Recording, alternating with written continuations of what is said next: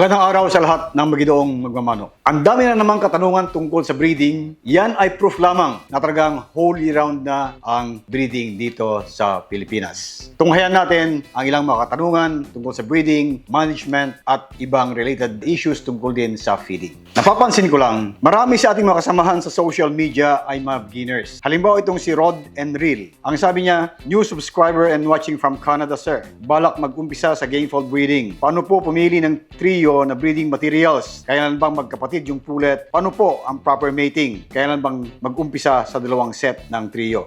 Okay, Rod and Real. Mas mainam siguro na kaibiganin mo muna ang isang breeder or kung meron kang barkada na nagmamanok na chicken talk lang, kwento ng kwento hanggang sa makuha mo yung feel kung paano ang mag-breed. Ngayon, kung balak mong bumili ng trio, mas mainam may kasama ka na marunong na sa manok na siya ang pipili ng trio para sa'yo. Depende sa lahi ng manok na gusto mo. Sabi nga ng ibang mga breeders, yung manok na pinoproduce mo, kung minsan ay reflection ng personality mo. So, mas mainam, alamin mo muna kung anong gusto mo bago ka bumili ng trio. Ito naman kay Riz Mariano. Doc, totoo ba na mas mataas o maganda ang hybrid vigor kapag pure o inbred broodcock paired to a cross na hen kaysa cross na broodcock na ibibigay mo sa inbred na brood hen? Okay, Riz. Ang tinatawag na hybrid vigor ay pag pinagmate mo ang isang broodcock at brood hen ay yung anak nila mas malakas kaysa nanay, mas malakas kaysa tatay. Ibig sabihin, 1 plus 1 equals 3. Dahil magkaiba ang lahi ng broodcock at brood hen, pag pinagsama mo yung kakaibang lakas o health o galing ng anak, yun ang tinatawag na hybrid vigor. Opposite nito, pag ikaw ay nag-inbreeding. Pag related yung broodcock and brood hen, kung minsan humihina ang vigor, health o galing ng manok. So in general, hindi mo masasabi kung ang ginamit mo ay purebred man o cross man, tapos i-mate mo sa cross or purebred man or inbred man, hindi mo masasabi kung may hybrid vigor kung related na pamilya ang both broodcock and brood hen. Para lumabas ang hybrid vigor, hindi magkapag-anak ang broodcock at ang brood hen. Riz, may rejoinder itong si Then Next Level Play. Sabi niya, subok lang ng subok mag-breeding, makukuha din ang sinasabi na Nick.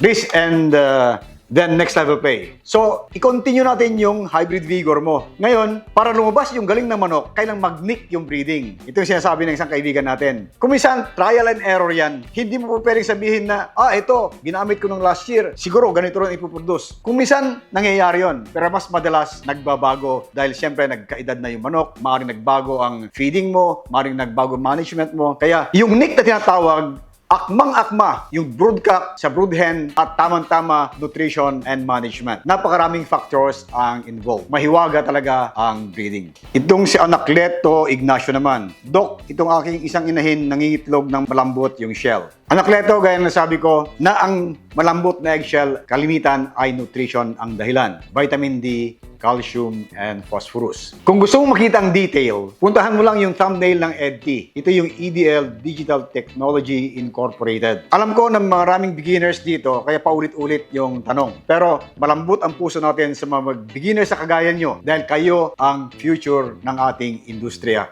Ito naman kay Brad tungkol sa medication. Tanong ko lang po, katulad ng mga multivitamins na magkakasama sa isang form, pwede rin po ba antibiotics na para sa respiratory at antibiotic para sa intestinal ay paghaluin na lang sa isang timplada para sabay-sabay na ang bacterial flushing? Brad, RD44. Walang problema sa multivitamins na paghaluin. Pero kailangan fresh lagi yung bibigay mong multivitamins kasi napapanis din kung minsan yan. Ngayon, pagdating sa antibiotics, may mga antibiotic talaga na pang-respiratory, meron din namang pang-intestinal. Pero karamihan ngayon ng antibiotics ay tinatawag na broad spectrum. Pwede both for respiratory and intestinal problems. Huwag na tayong lumayo. Yung Amtil na lang, o yung amoxicillin. Yung portion ng Tylosin ay mas mainam para sa respiratory. Pero yung portion ng amoxicillin na kakombine niya, yan naman ay mainam sa intestinal. So, isang example ito ng isang antibiotic na pwede for both respiratory and intestinal problems. Hindi mo na kailangan paghaluin pa ng ibang mga antibiotics dahil kompleto na siya.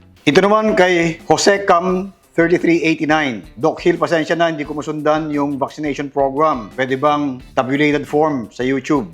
Kasi para madali, gawin mo na lang ganito. Gaya ng sinabi ko dati, walang standard na vaccination program for all farms. Pero para may guide ka, gawin mong every week na lang. Sa first week, bigyan mo ng B1, B1. Sa second week, bigyan mo ng Gumboro. Sa third week, bigyan mo ng Lasota. Sa 4th week, bigyan mo ng gumboro ulit. At sa 5th week, bigyan mo siya ng Fowlpox. Ulitin mo lang yung panonood mo, madaling tandaan yon. Pero i-remind ko lang yung Fowlpox ha. Pag tumatama ang Fowlpox sa farm mo as early as 2 weeks, pwede kang magbakuna ng Fowlpox as early as 1 week. So yun ang mga adjustment lang na kailangan gawin mo doon sa weekly na vaccination program mo. Ito naman kay Klein Alfaro. Doc, good day po. Ano ba pagkaiba sa droppings ng symptoms ng Salmonella, E. coli at cholera? At ano pong gamot ang pwedeng gamitin sa tatlong sakit na yan para minsanan lang ibibigay? Lalo na kung hindi determine kung anong sakit. Salamat po. Klein, siguro narinig mo kung minsan na sinasabi na pag ang ipot ay naninilaw, baka salmonella yan. Pag namumuti, baka E. coli yan. Pag nagbeberde or green, baka fall cholera yan. Yan ay in general. Sabi mo nga, ang hirap malaman kung ano talaga yung sakit. Ang pinakamainam nito, pag laging nangyayari sa farm mo ang ganyan, magdala ka ng sample doon sa laboratory ng excellence at yung taga-lab, i-determine niya kung ano talaga ang sakit na nandyan para maibigay yung tamang gamot. Pero habang ginagawa mo ito, gamutin mo na yung manok na yan. Dahil kung hintayin mo pa yung result ng laboratory, mamatay na yung manok na yan at makadamay pa ng iba. Ang pwede mong ibigay dyan ay yung Tepox Forte, halimbawa. Kasi yung Tepox is kombinasyon ng trimethoprim at saka ng sulfa. Pwede itong gumumot sa fall cholera, salmonella at E. coli. Ang importante lamang sa paggagamot ng antibiotic, kailangan agapan mo. Dahil pag masyado ng late yung pagbibigay mo ng antibiotic o pag malala na yung sakit, ang hirap ng gamutin. Mga kasabong, ang daming issues, samot-saring mga issues tungkol sa pagmamanok ang ating nasa social media. Yan ay bibigyan natin ng pansin sa mga susunod na episodes ng ating programa. Lagi lamang tandaan, sa performance ng ating mga manok, pambreeding manok panlaban, health is always number one.